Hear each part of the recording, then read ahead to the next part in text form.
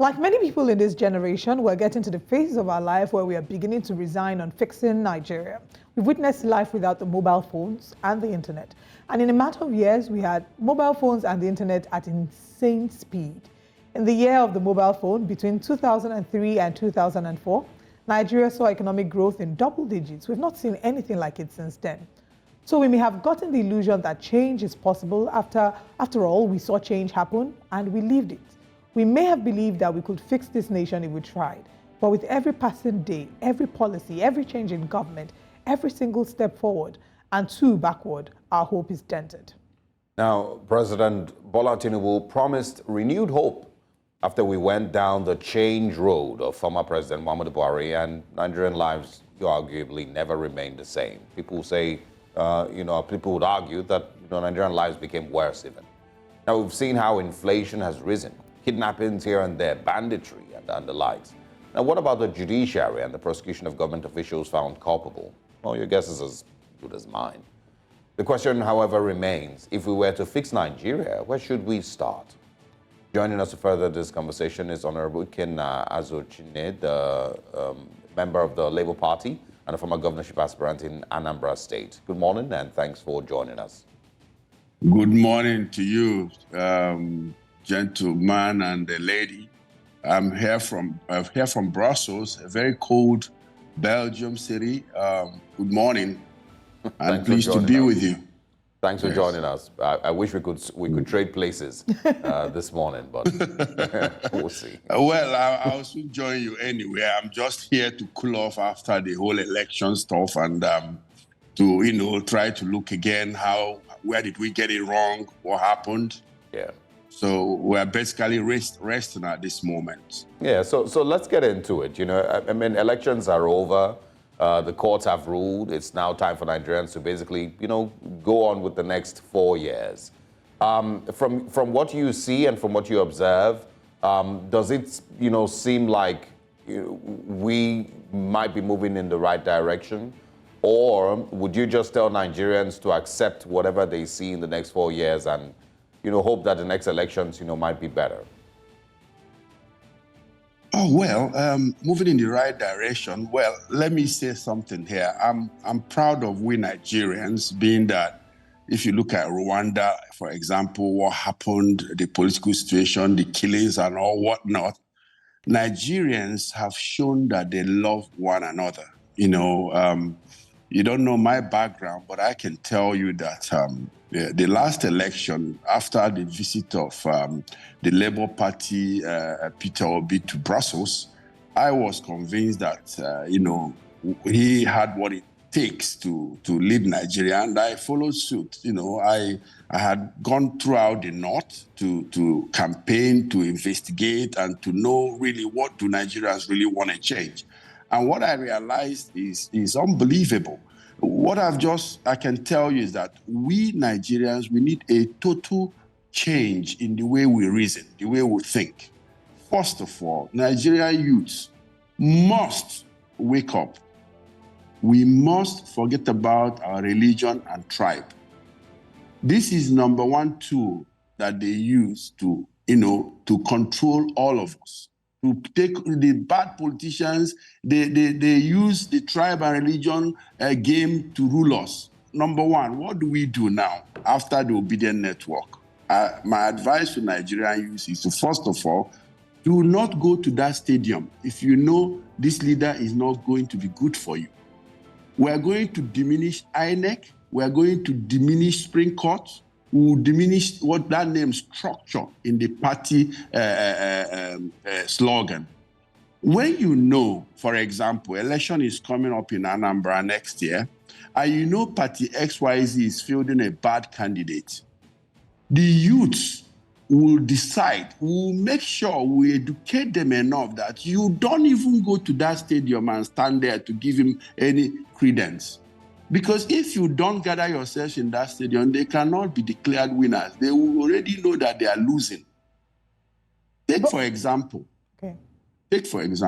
I don't know if I'm telling you, take for example that there's a rally in Abuja and candidate of XYZ is not able to fill up that stadium. If the election comes in a week time, will INEC declare him winner? No. So where are we advising now? But the challenge with that is, yes, I mean, for what you're saying, it sounds like the logical thing, but we've also seen situations where, there are certain people that didn't even, attend the primaries, for their elections, but they're currently in the National Assembly. Somehow, some way they found themselves there. And, we heard, Senator Rochas Okorocha, saying to this other member that he needs to understand the magic that he used to be back in the National Assembly. So, I mean, we run the kind of system where these things can happen. No. And shouldn't that be scary? I with my experience, I was PDP chairman internationally in 2001. I have run for governorship in Anambra in 2007. With my experience today, if the Nigerian people will wake up today and say, okay, this next election coming, we are not going to support any candidate that is not our choice. You start it from now to educate the people from now. Don't wait till the party starts, creating their structures. The mindset of Nigerians will be said that we don't want XYZ. Allow us to bring out our chips for you. I'm not going to tell you what we are going to do, but if the obedient network that turned from 3 people in a room can do what they did to the Nigerian political system, well, that's a testimony to us that whatever we are coming out with would work. So let's not argue on that part. Let's just leave it cool like this, and then we'll see what will happen. You've raised a very important point about how we should ensure that we can mobilize young people to not support, to not show up in their stadiums for the candidates that they do not support. But the risk there, or the difficulty that poses, is because there is poverty in the country. And over time, we've seen that politicians have mastered the art of weaponizing poverty. The Nigerian National Bureau of Statistics currently has inflation at 28.92%. Projections are that it will hit 30% before the end of first quarter. So how can we then say to these young people, who some of them are just looking for food to eat or how to make ends meet for their family members, how do we say to them, don't show up for this political party person or this candidate, knowing that candidate has the resources to attract the crowd that they need? With just 2,000 naira here, 3,000 naira, even 4,000, some cases 1,000 naira, people are hungry. The job is already made easier for us. In Hausa, there's a saying, "Nkajinywa, zaka sanchewa dunia by the daddy." So when hunger it strikes you, you gain some sense. I left Nigeria barely 2 months ago. I couldn't even, to buy fuel that I was filling my car for 22,000, I was paying 42. So am I not asking myself questions? Allow Nigerians. We are getting to that point where nobody will tell us how to think right. We are almost there. But nobody is wishing his or her own country evil.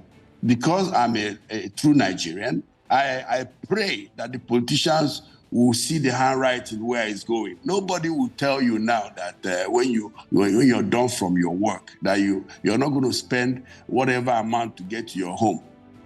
You will think about your children going to school tomorrow. You must put their juice in their bags and all whatnot. How much are you paying? So the next election will be critical. Well, you can see the handwriting is on the wall. Where nobody is going to tell Nigerians what to do. Honorable Azomchine, it's easier said than done, because the reality of what the masses are saying is different from, you are in Brussels at this point. There are people who, they cannot even afford to eat. They don't know where their next meal is coming from. It's easier to manipulate people like that. And the honest truth is that these people constitute the majority. So I don't know how we're going to be able to get out of that if we don't fix our economy. I'll come back to the conversation. Let's talk about the political parties. There's been conversation about the potential of merging political parties, even though last week we did have Professor Paul Utomi on the show, and he said categorically that there wasn't any merger. But is this something that you think the political parties, opposition parties, should consider to be able to achieve a difference in the current, in the next elections? Well, from my point of view, whatever merger that is to come will still not give the Nigerian people any light. You know, the politicians are all the same. We only have one or two that we can vouch for. You can understand me that I've lost hope, you know, APC, PDP, Labour Party. I can tell you, even Peter Obi was just God sent, for example. You know, you hardly find a politician that is not fighting for his own interest. But what we are particularly after now is about the Nigerian people, because we have tried everyone. The Nigerian people need to stand up today and say no to the political class. Nigeria is one of the richest countries in the world. Why are we poor? Why can't we just connect the 6 geopolitical regions by train and by road, and open up the agrarian roads in the local government? That's just what Nigerians want. Why should Nigerians be suffering when the whole mineral resources of this Jesus Christ world is beneath our lands? How? How is it possible? And we need to let Ibrahim know that Ikenna is not his problem. We need to let Ibrahim know that being a Muslim will not put food on his table. We need to let Ikenna know that being a Christian will not make him better than Ibrahim. We need to diminish all these tribal and religious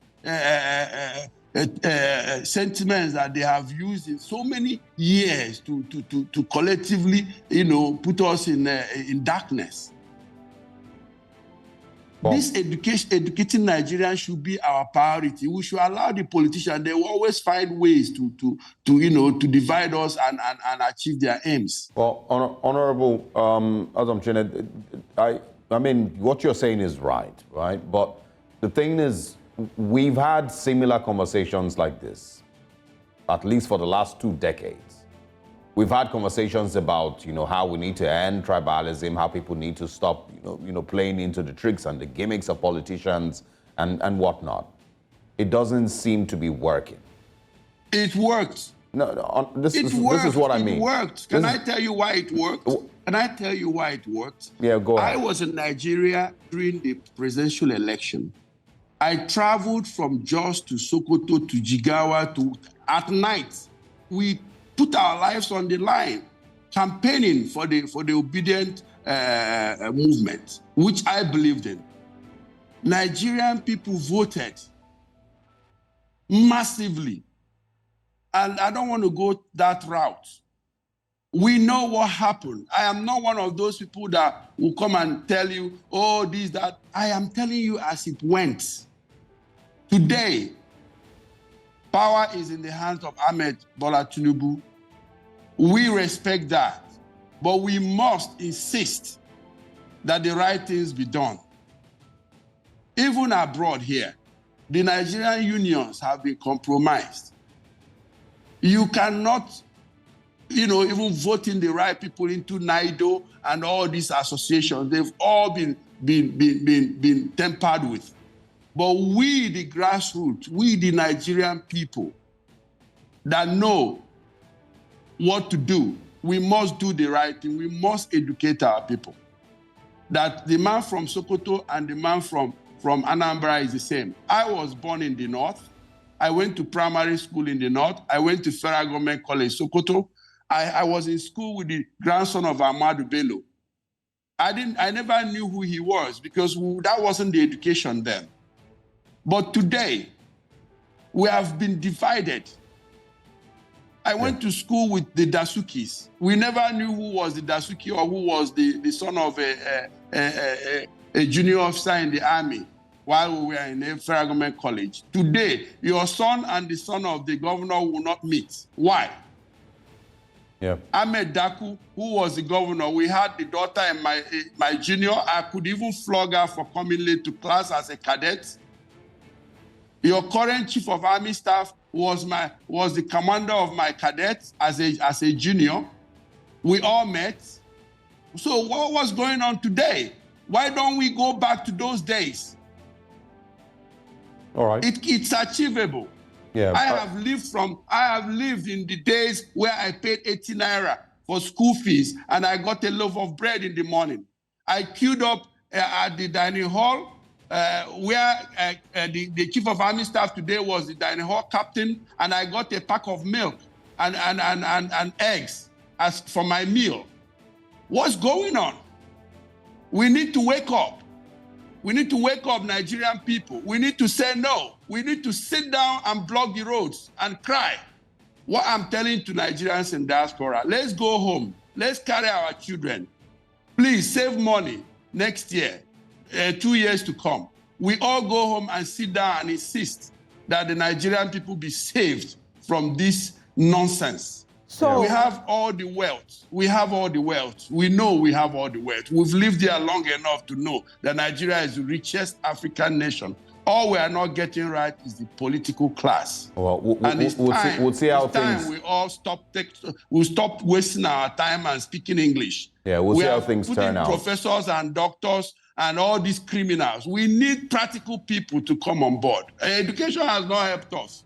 Who are those rigging elections? Professors, doctors.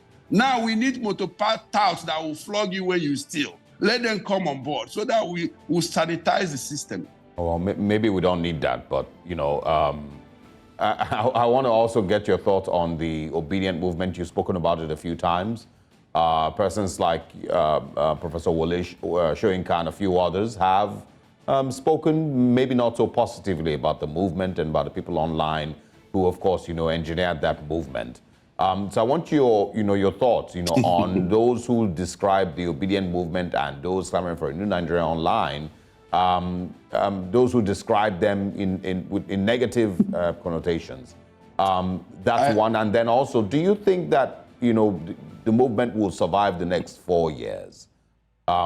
If Peter Obi decides to not run again, maybe decides to not run with Labour Party, will the Labour Party and the energy that it's currently driving will it survive the next 4 years? Sometimes you guys mistake the obedient movement. The obedient movement is about good governance. Anybody that will deliver on good governance, the obedient movement will follow. Peter Obi is a symbol. Peter Obi gave us that opportunity to be able to sell that ideology. And I will urge Peter Obi not to allow anybody under the presidency, like for example, governorship elections or whatever, to mar that credibility. We are looking for a Peter Obi presidency in anybody. Peter Obi has set the rules. If we can achieve a leader like Peter Obi in Nigeria, Nigeria will be top in Africa within 1 year. And we know the truth. But the problem we have, like I said again, I'm going back there, is tribe, religion, and region. When are we going to leave that behind? If we are not going to leave that behind, why don't we then restructure and allow the various regions to develop simultaneously? Why are we going to allow these people to could win cause with this ethnic and those that brought religion to us are progressing. I was in Doha for 5 hours. I never saw anyone blocking road for prayers. No one will block the road. I was traveling from Jos to Abuja. I had to stop for more than 2 hours that people were praying along the express. We are going crazy in Africa. We have to change our ways and go back to the real issues. We never founded Christianity in Africa. We had our traditional religions. Why are we now becoming more priests than those that brought the religion to us? And these politicians are keen into this. The earlier we stand up and do the right thing, the better for our country. All right, Honorable Ikenna Azomchine, thank you so much for your time with us this morning. We do hope for a better Nigeria, the Nigeria that we all can be proud of. And who knows, maybe we'll start having our brothers and sisters in the diaspora proudly returning to the country. Until then, we don't know how very well your call to them to return will be accepted. But thank you so much for joining us. My appreciation.